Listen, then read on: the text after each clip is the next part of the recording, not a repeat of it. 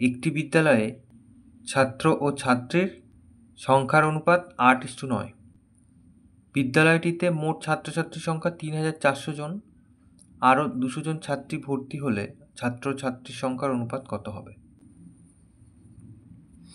তাহলে মোট ছাত্রছাত্রীর সংখ্যা এতজন, আমরা প্রথমে বার করে নেই ছাত্র আর ছাত্রী আলাদা আলাদাভাবে কতজন আছে।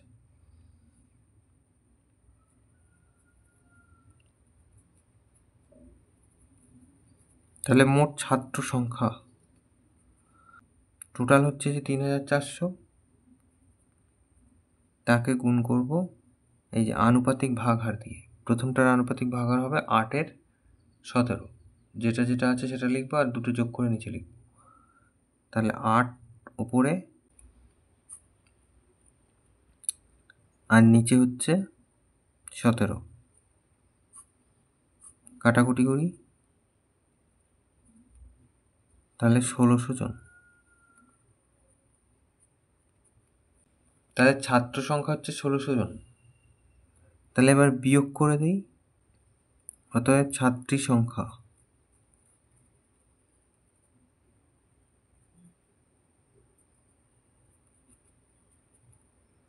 টোটাল এই যে 3400, তার থেকে 1,600 বাদ,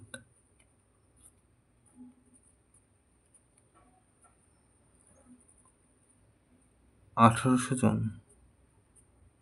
এটা আমরা আনুপাতিক ভাগহার দিয়েও করতে পারতাম, বিয়োগ করেই করলাম। এইবার ছাত্রী সংখ্যা বলেছে 200 জন আরও এসছে।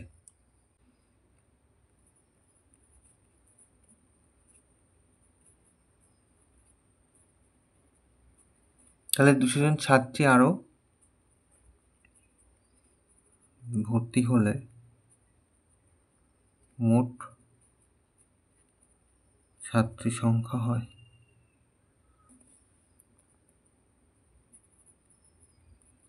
1,800 জন ছিল, আরও 200 জন এসেছে, তাহলে 2,000 জন।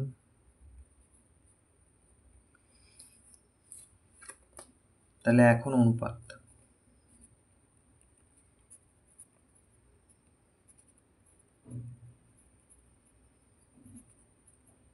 ছাত্র সংখ্যা ছিল 1,600 আর এটা হচ্ছে 2,000।